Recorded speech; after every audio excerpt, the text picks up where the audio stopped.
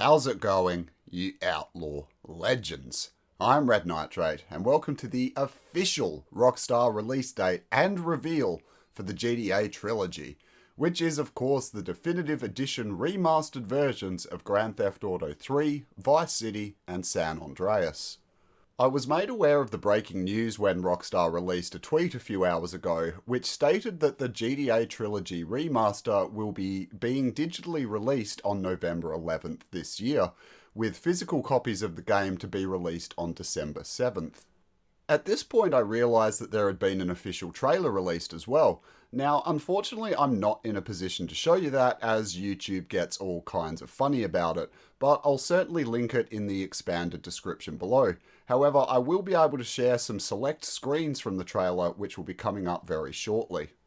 Following the link in the tweet to the Rockstar Newswire, and we find a whole bunch of additional information. First up is indeed a confirmation of the release date and some pre-order links for various platforms. There's also a little expansion about the release of the physical copies of the game as well. Strangely, there isn't any direct mention of a PS5 physical release, but I'm sure we'll hear more about that soon. It also goes on to say that Xbox Game Pass users will have access to the remasters starting from day one on November 11th, which is good news indeed for the Xbox fans. However, the same can't be said for PS Now users, who will have to wait until December 7th. Now, the next part is where it got really exciting for me, and that's where the Newswire started to detail all kinds of information about the enhancements that have been made to these old classics.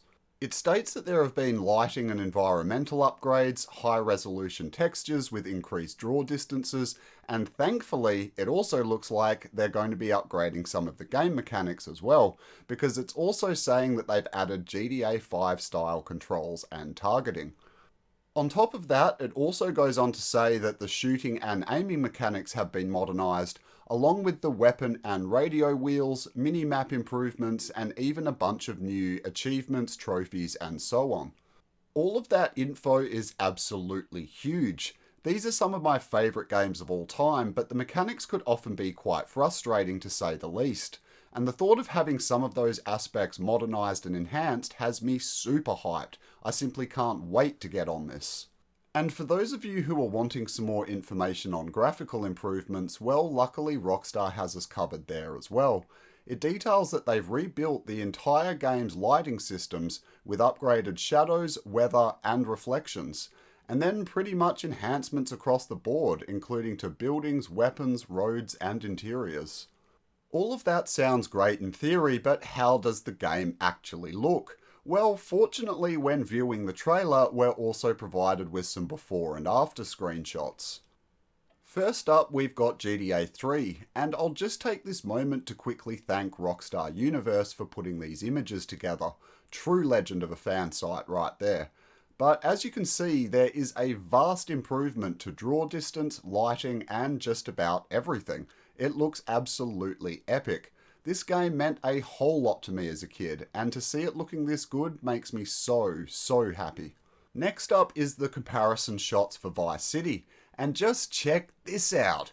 Look how much more vibrant the colours, textures, and draw distance is in the first shot. That was probably the one that impressed me most overall. You can even see quite a difference in the cutscenes. Okay, the character models are still looking their age a bit, but I mean, hey, it's around 20 years old, so I can't really knock them there. Everything has been brought to life, which for the Miami backdrop just couldn't be more perfect. And last up for the comparisons is of course San Andreas. Here we get a bit of a look at the upgraded car models, the improved foliage and weather effects, and all sorts of other goodness. The cutscene comparison on the bottom looks very tasty indeed. I'm really curious to see how they look when running on a high-end PC or even the new-gen consoles.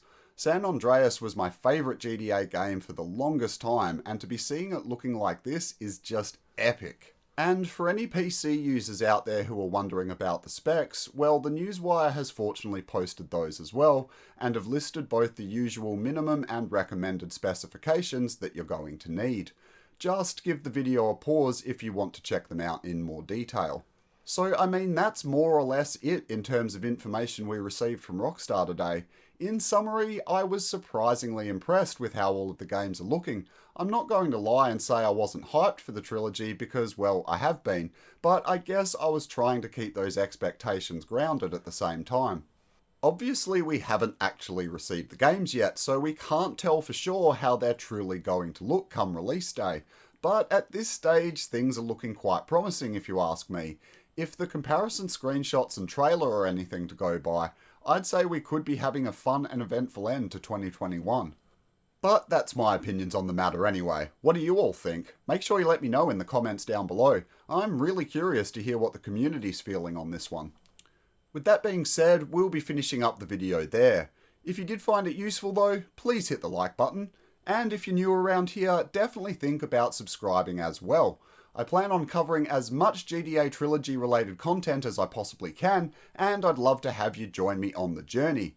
Until next time, ladies and gentlemen, I am Red Nitrate. Stay legendary, everyone. Bye now.